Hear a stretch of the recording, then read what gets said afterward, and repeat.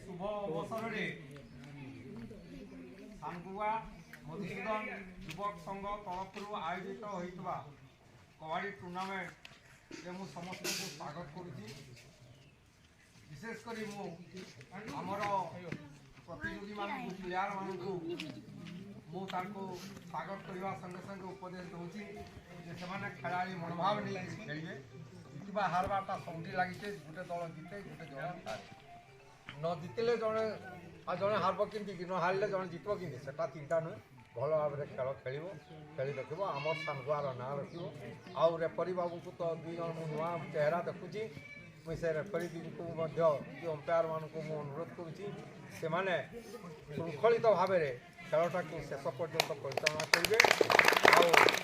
आमर गाँव से ना रखिए एवं इठू से सुनाम नहीं जीवे आमर उद्योक्ता मानक मुझे अरे अनुग्रह करुच्ची कि रिक्वेस्ट करुच्ची आतिथ्य कौन प्रकार अवहेला करेंगे ना कारण से लोकाल लोक नुहति जे घर को फेरीजे कि घर को आसवे से ही रे बोधे एणुक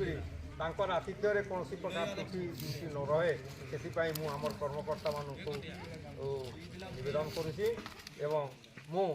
टूर्नामेंट को सर्वांग सुंदर करने आमर गाँव जगन्नाथ ठारे मु प्रार्थना करुच्ची एवं वर्तमान खेल बेस श्रृंखलार सह टाइम अनुसार जमी करने कथा रेफरी को अनुरोध कर कार्यक्रम आरंभ करते। धन्यवाद। जय जगन्नाथ।